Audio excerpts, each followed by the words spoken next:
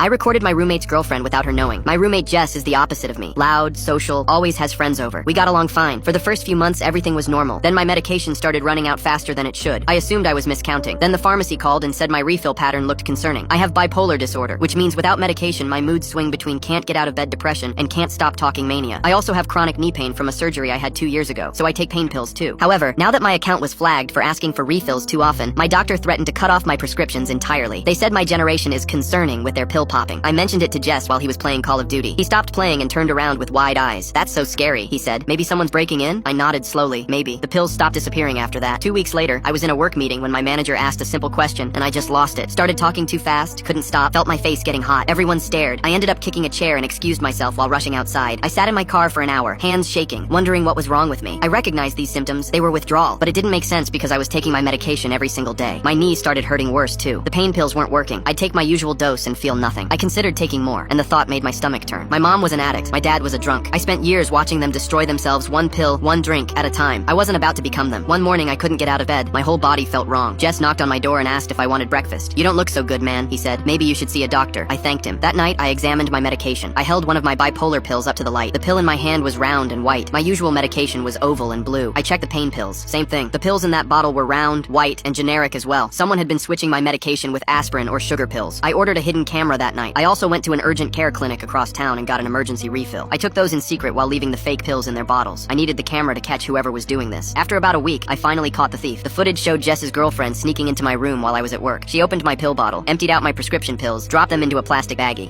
Then she pulled out a different bottle of aspirin from her purse and poured those pills into both my medication bottles. It looked like she'd done it dozens of times. I confronted them both the next evening, sat them both down on the couch and played the video without saying anything first. The girlfriend started crying immediately. "I'm so stressed about finals," she said, her voice cracking. "I just needed a little help focusing. I'm so sorry. I didn't think it would hurt you." Jess sat there looking at the floor. He didn't say anything. I almost believed her. Except last night I had done some digging and saw Jess's Venmo history. Dozens of transactions. All incoming payments that said things like, "Study aids," with a pill emoji. "Thanks for the help," with a different pill emoji. Going back months. They weren't just taking my medication. They were running a business. I pulled out my phone and showed Jess the screenshots I'd taken. His face went white. "Dude," he said, "you went through my Venmo? Why would you even do that?" "Why would I do that?" I repeated. "You watched me lose my mind for weeks. You told me to see a doctor while you were selling my medication. It wasn't even that serious," he muttered. "You're being so extra right now." His girlfriend looked at him confused. "Wait, you were selling them? You told me it was just for us." Jess wouldn't look at her. "I was gonna pay him back eventually." "Pay me back?" I almost laughed. "I nearly lost my prescription. I had a breakdown at work. I thought I was becoming my parents." He shrugged. "That's not my fault. She's the one who took them." His girlfriend's mouth dropped open. "Are you serious right now? This was your idea." Jess finally looked up at me and winced. He really thought I'd just catch his girl, accept an apology, and move on. He was going to let his girlfriend take all the blame. I reported them both to the university the next morning. Jess and Mara were both expelled within the month. Criminal charges are pending. I had to find a new roommate.